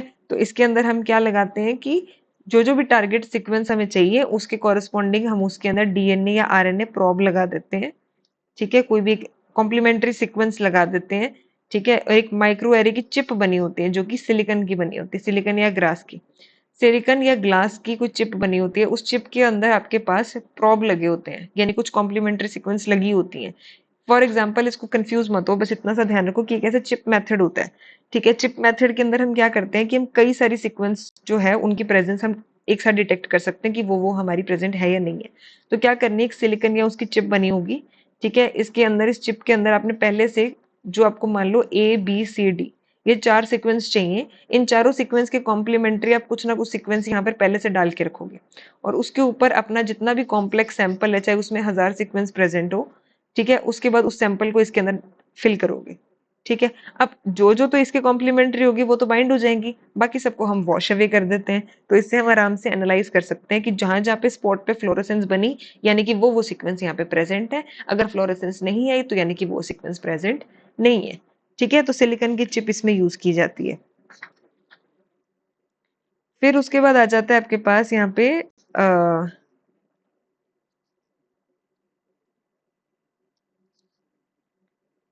हम अलग अलग, जैसे अब देखो मेन तो आपके रहेगा एक पीसीआर। ठीक है, पीसीआर होता है एलाइजा। तो ये आपके दो तो काफी इंपॉर्टेंट रह जाते हैं, तो पहले हम ये डिस्कस कर लेते हैं। तो एक हम एलाइजा की बात करते हैं, पीसीआर की बात करते हैं, डिफरेंट टाइप ऑफ पीसीआर की इसके अंदर हम बात करते हैं। ठीक है, तो एक बार ये इंपॉर्टेंट है। तो सबसे पहले अगर हम देखते हैं एलाइजा को, तो एलाइजा को अगर हम देखें तो एलाइजा क्या होता है, एंजाइम लिंक्ड इम्यूनोसॉर्बेंट एसे। ठीक है, एंजाइम लिंक्ड इम्यूनोसॉर्बेंट एसे। अब इसका प्रिंसिपल क्या रहता है, antigen antibody specialization, specific antigen antibody binding. ठीक है, ये इसका मेजर प्रिंसिपल होता है। ठीक है, तो कोई स्पेसिफिक एंटीबॉडी जो है वो किसी स्पेसिफिक एंटीजन ऑफ इंटरेस्ट के साथ ही बाइंड करती है। ओके, तो अब इसके अंदर एलाइजा का प्रिंसिपल आपको समझ आ गया। अब इसके अंदर जो होता है हमारे पास मेन जो एंजाइम यूज करते हैं हम इसके अंदर, that is alkaline phosphatase. Alkaline phosphatase. ठीक है, अब डिफरेंट तरीके के एलाइजा होते हैं हमारे पास। एक होता है डायरेक्ट एलाइजा। डायरेक्ट एलाइजा के अंदर क्या किया जाता है इसके अंदर कि अगर यहाँ पे आपने, सबसे पहले ये आपकी प्लेट है। ठीक है, प्लेट के ऊपर कोई भी सॉलिड सरफेस है, यहाँ पे पहले हमने एंटीजन रखा। ओके, उसको वहां पे इमोबिलाइज कर दिया। उसके ऊपर हम एक प्राइमरी एंटीबॉडी लेके आएंगे जिसको हमने एंजाइम से लेबल किया हुआ है। ठीक है, एक एंटीबॉडी लेके आएंगे जो एंजाइम से लेबल्ड है। ठीक है, अगर तो यहाँ पे ये स्पेसिफिक बाइंडिंग हुई। अब कैसे पता लगेगा कि स्पेसिफिक बाइंडिंग है या नहीं है, तो यहाँ पे एक सबस्ट्रेट को लेके आते हैं। ठीक है, ये सबस्ट्रेट को लेके आते हैं, इस सबस्ट्रेट को यहाँ पे पास करेंगे। अगर तो स्पेसिफिक बाइंडिंग है तो इस एंजाइम की प्रेजेंस की वजह से यहाँ पे क्या होगा, यहाँ पे कलर प्रोड्यूस होगा। अगर तो कलर प्रोड्यूस हुआ दैट मीन्स कि यहाँ पे स्पेसिफिक बाइंडिंग हो गई। अगर इस सबस्ट्रेट से आगे जो प्रोडक्ट बना कलर प्रोड्यूस नहीं हुआ, दैट मीन्स की बाइंडिंग नहीं है। तो ये तो होता है डायरेक्ट एलाइजर, जिसके अंदर हम एंटीजन को डायरेक्टली एक लेबल्ड एंटीबॉडी जो है इससे बाइंड कर देते हैं। एक होता है आपके पास इनडायरेक्ट एलाइजा। इनडायरेक्ट एलाइजा के अंदर क्या होता है कि अब हम एंटीजन को डायरेक्ट एंजाइम वाली एंटीबॉडी से डायरेक्टली बाइंड नहीं करेंगे, हम बीच में एक बैरियर ले आते हैं। तो इनडायरेक्ट एलाइजा के अंदर क्या होता है, इसमें डबल एंटीबॉडी सैंडविच मान लो, डैसलाइजा डेकलाइजा, दो तरीके के होता है। तो इसमें क्या होता है हमारे पास, एक होता है डेकलाइजा। डैक की फुल फॉर्म होती है डायरेक्ट एंटीजन कोटेड। ठीक है, डायरेक्ट एंटीजन कोटेड होती है। तो इसके अंदर क्या करते हैं कि पहले यहाँ पे सॉलिड सरफेस है, यहाँ पे एंटीजन रखा। एंटीजन रखने के बाद इसके कॉरस्पॉन्डिंग कॉम्प्लीमेंट्री प्राइमरी एंटीबॉडी आई। अब इस यहाँ से कॉम्प्लीमेंट्री एक सेकेंडरी एंटीबॉडी बनेगी कि अब हमें डायरेक्ट नहीं इसको इसके साथ लिंक करना, बीच में हम एक प्राइमरी बॉडी ले आते हैं। अब ये सेकेंडरी एंटीबॉडी के ऊपर हमने ये एंजाइम लगा होगा। ठीक है, तो जो काम हम यहाँ पे डायरेक्टली कर रहे थे वहां यहाँ इनडायरेक्टली होगा कि अब यहाँ पे ये इससे स्पेसिफिक बाइंड करेगी, अगर ये बाइंड करेगी फिर ये इससे स्पेसिफिक बाइंड करेगी, एंड देन यहाँ पे कलर प्रोड्यूस होगा। ठीक है, सबस्ट्रेट पास करने पे। तो ये तो होता है डायरेक्ट एंटीजन कोटेड कि आपने पहले एंटीजन को कोट किया हुआ है। दूसरा होता है double antibody sandwich. Double antibody sandwich यानी कि आप सैंडविच बना रहे हो इसके अंदर, यानी कि एंटीबॉडी फिर एंटीजन फिर एंटीबॉडी, तभी सैंडविच बनेगा। तो इसके अंदर हम क्या करते हैं, सबसे पहले यहाँ पे एक प्राइमरी एंटीबॉडी को पहले ले आएंगे। ठीक है, प्राइमरी एंटीबॉडी लाए, फिर हम एंटीजन लेके आएंगे। ठीक है, फिर उसके बाद हम क्या करेंगे, इसके अंदर सेकेंडरी एंटीबॉडी लेके आएंगे। तो इस तरीके से एक सैंडविच बना देते हैं हम इसके अंदर। तो ये आपके दो तरीके के मेजरली एलाइजा होते हैं। एलाइजा के बाद आता है इसके अंदर हमारे पास पीसीआर। ठीक है। पीसीआर की बात अगर हम करें इसमें, पीसीआर पीसीआर क्या है? Polymerase chain reaction. ठीक है, पॉलीमरेज चेन रिएक्शन होता है ये। पॉलीमरेज चेन, इसके अंदर बेसिकली हमें करना क्या है कि जो भी हमारा एक स्पेसिफिक सेगमेंट है डीएनए का, जो भी हमारी डिजायर्ड सीक्वेंस है, डिजायर्ड सेगमेंट है हमारा, उसको हमें एम्पलीफाई करना है। ठीक है, एक डिजायर्ड डीएनए सेगमेंट जो है उसकी हमें मल्टीपल कॉपीज बनानी है। ओके। अच्छा, अब इसके अंदर किस तरीके से किया जाता है? तीन मेन स्टेप होते हैं: denaturation, then annealing, and then extension. तो क्या होता है डीनेचुरेशन में? हमारे पास डबल स्टैंडर्ड डीएनए है। यहाँ पे हम क्या करते हैं कि अराउंड 95 डिग्री सेल्सियस का टेम्परेचर जो है वो प्रोवाइड करते हैं, जिससे क्या होता है कि डबल स्ट्रैंड जो है ये सिंगल स्ट्रैंड्स में टूट जाते हैं। तो डबल स्ट्रैंड से क्या बन जाएगा? सिंगल स्ट्रैंड बन जाता है। ठीक है, अब ये हाइड्रोजन बॉन्ड ब्रेक कर दिए इसने। सेकंड स्टेप होता है इसके अंदर एनीलिंग। एनीलिंग में क्या करते हैं? अब आपके पास ये सिंगल स्ट्रैंड है, तो यहाँ पे हम ऐड करते हैं प्राइमर को।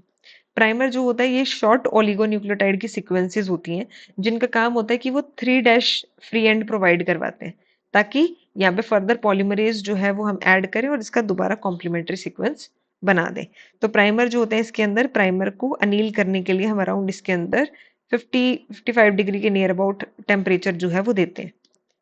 ठीक है, तो ये प्राइमर हम इसके कॉम्प्लीमेंट्री रखते हैं। उसके बाद थर्ड स्टेप होता है एक्सटेंशन, जिसकी जनरली कंडीशंस हम यूज करते हैं 72 डिग्री सेल्सियस, और यहाँ पे हमारा टेक डीएनए पॉलीमरेज एंजाइम आता है। ठीक है, टेक डीएनए जो है ये थर्मस एक्वेटिकस से लिया हुआ है, ये थर्मोस्टेबल होता है इसलिए हम इसको लेते हैं। ठीक है, हाई टेम्परेचर बियर कर जाता है। अब यहाँ पे हमारा प्राइमर जुड़ा हुआ था इस तरीके से।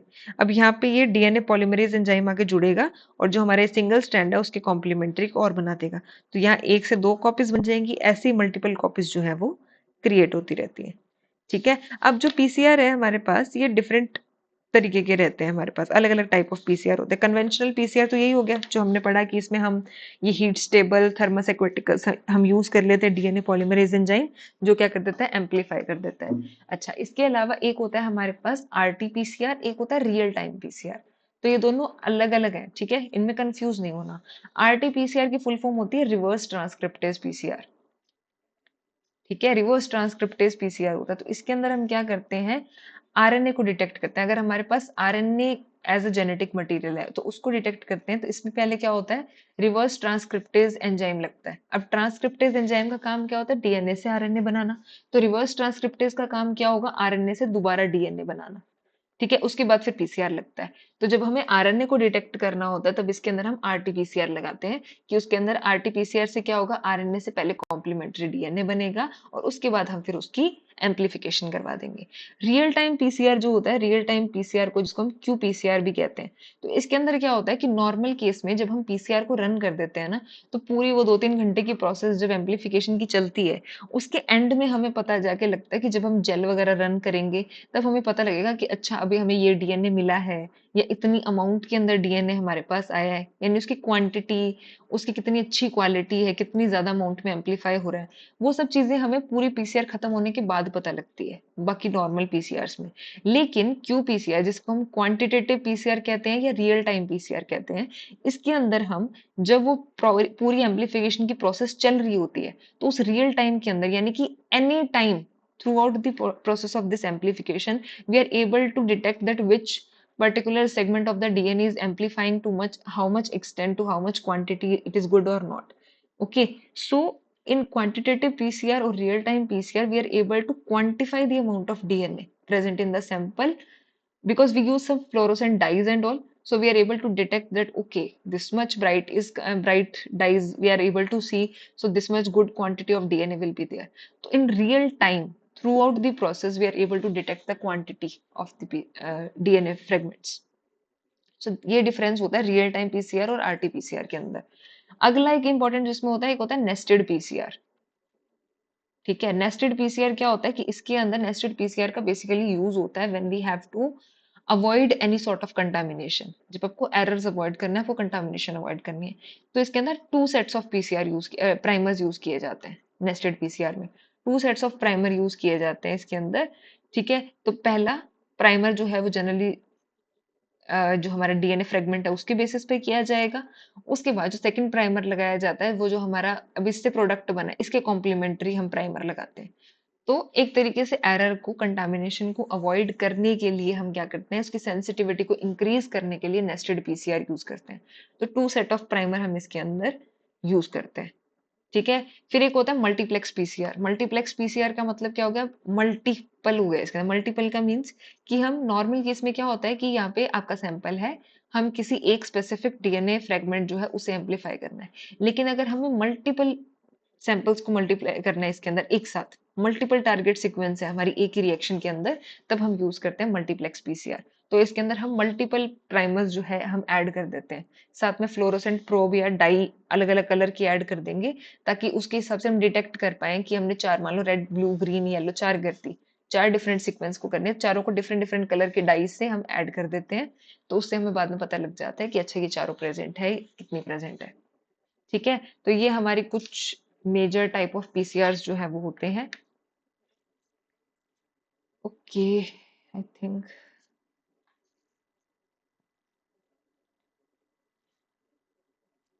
एक होता है आपके पास रोलिंग सर्कल एम्पलीफिकेशन। ठीक है। रोलिंग सर्कल एम्पलीफिकेशन क्या होता है, इसको हम जनरली यूज करते हैं for the amplification of single standard DNA. तो जो आपकी जेमिनी वायरस हो गए, जैसे जिनके पास सिंगल स्टैंडर्ड डीएनए होता है, उनकी एम्पलीफिकेशन के लिए हम रोलिंग सर्कल एम्पलीफिकेशन जो है इसे यूज करते हैं। ठीक है। इसमें हम इसका प्रिंसिपल क्या होता है कि इसके अंदर हम एक स्पेसिफिक प्राइमर को यूज करते हैं, ताकि हम ओवरनाइट ही उसको अच्छे से एम्पलीफाई जो है वो कर सके। तो जो हमें एंड प्रोडक्ट इसके मिलते हैं उसे हम फिर आगे एग्रोस जेल के ऊपर यूज कर लेते हैं। ठीक है। एग्रोस जेल के ऊपर यूज करके हमें पहले लॉन्ग फ्रेगमेंट्स मिलते हैं इसके। ठीक है, क्योंकि ये इस तरीके से चलता रहता है, तो लॉन्ग फ्रेगमेंट्स मिलते हैं हमें रोलिंग सर्कल के अंदर। बाद में फिर हम इसमें एंजाइम्स का यूज करके और कट कर लेते हैं इसको छोटे छोटे में। ओके। तो मेनली हम सिंगल स्टैंडर्ड डीएनए के मल्टीप्लिकेशन के लिए रोलिंग सर्कल मैकेनिज्म जो है वो यूज करते हैं। और इसके अलावा आता है आपके पास,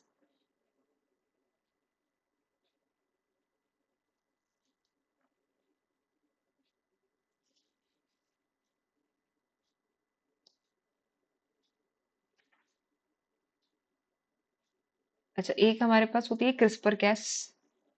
अब बहुत ज़्यादा डिटेल में तो हम नहीं पढ़ सकते इसको, क्योंकि ये खुद में बहुत बड़ा टॉपिक है। तो एक जनरल बता देती हूँ कि क्रिस्पर या कैस टेक्निक क्या होती है। सो बेसिकली एक जीनोम एडिटिंग टेक्निक होती है। अब जीनोम एडिटिंग क्या होता है, एडिटिंग करते हो आप कोई पिक्चर के अंदर, तो वीडियो एडिटिंग वगैरह करते हो तो क्या करते हो, उसको हम कट कर सकते हैं, मॉडिफाई कर सकते हैं, उसमें ऑडियो ऐड कर सकते हैं, पिक्चर ऐड कर लेते हैं, स्टिकर ऐड कर लेते हैं। तो वैसे क्या किया जाता है, जीनोम में एडिटिंग की जाती है। तो जब भी हमें हमारे डीएनए के अंदर या कोई भी लिविंग ऑर्गेनिज्म के डीएनए में कुछ मॉडिफिकेशंस करनी होती है, कुछ प्रिसाइज मॉडिफिकेशन करते हैं हम, ठीक है, सीजर वगैरह कुछ भी कैसे कट कट वगैरह करके एडिट करके उसमें कुछ न्यू ऐड करके, तो इसको हम बोलते हैं क्रिस्पर कैस। तो क्रिस्पर कैस की फुल फॉर्म क्या होती है, clustered regularly interspaced short palindromic sequences, clustered regularly interspaced short palindromic sequences। ठीक है। तो यानी कि यूनिक डीएनए सीक्वेंस होती हैं, इसके अंदर कुछ रिपीटेड सीक्वेंस होती है, जो कि कैस नाम का जो प्रोटीन होता है उसे गाइड करती हैं कि उसे कौन सी लोकेशन पे जाके अपना काम करना है। ठीक है। तो वो ये कैस प्रोटीन को गाइड करते हैं कि कौन सी लोकेशन पे जाके कट करके और उसमें एडिटिंग करनी है। तो ये कुछ स्पेसिफिक सीक्वेंस इसमें प्रेजेंट होती हैं that will guide this Cas protein to find a specific location in the complete genome and to do the editing at that place.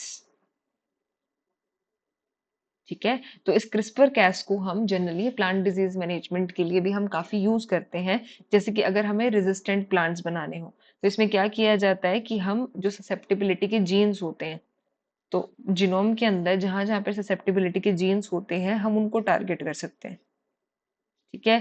कि उनको हम जाके वहां पे उनके अगेंस्ट वहां पे कुछ ना कुछ ऐड कर देंगे। ठीक है। तो पैथोजेनेसिटी रिलेटेड रीजन्स जो होते हैं उनको टारगेट कर दिया जाता है वहां पे। ओके, ये हो गया आपका। और then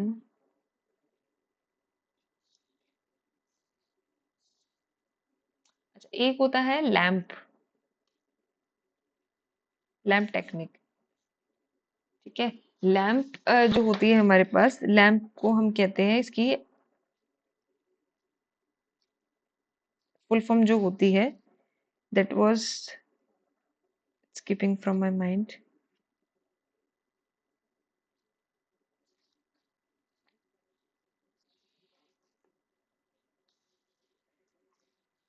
Let me just check. I think it skipped from my mind.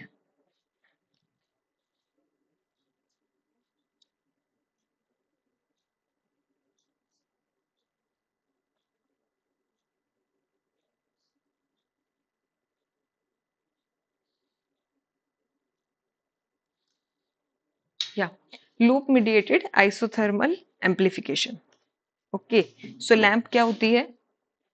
Loop mediated isothermal amplification.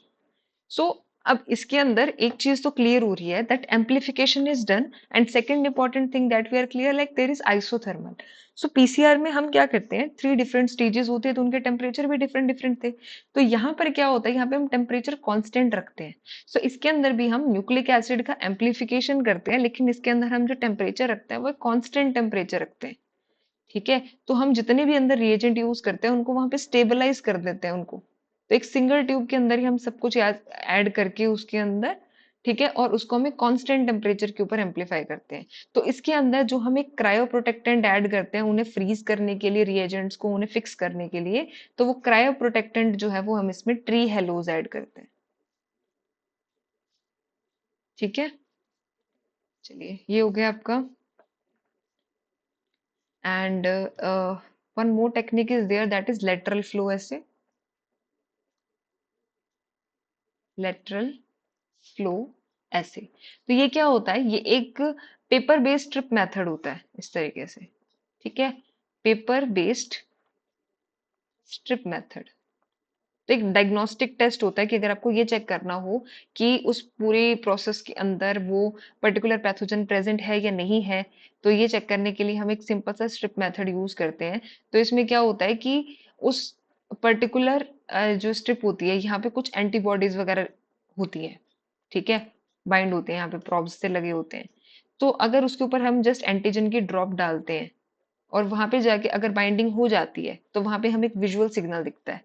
अगर बाइंडिंग नहीं होती है तो हमें विजुअल सिग्नल वहां पे नहीं दिखेगा। ठीक है, so normally this generally sort of principle we is in a general case is used for the pregnancy test basically. So वहां पे जो ये सिंगल लाइन, 2 लाइन स्ट्रिप वाला सिस्टम रहता है, that is because of lateral flow ऐसे, because वहां पे कुछ प्रॉब्स, कुछ एंटीबॉडीज प्रेजेंट होती हैं, तो अगर एंटीजेंस जाके बाइंड हो जाएगा तो वहां पे एक विजुअल सिग्नल दिखता है, अदरवाइज हमें नहीं दिखता। ठीक है, एंड देन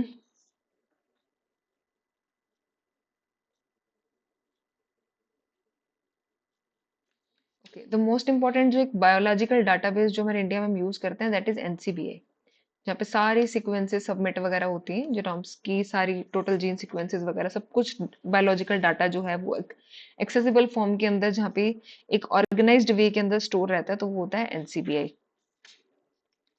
ठीक है, तो एनसीबीआई का पोर्टल रहता है पूरा। तो एनसीबीआई होता है हमारे पास national centre for biotechnology information, national centre for biotechnology information.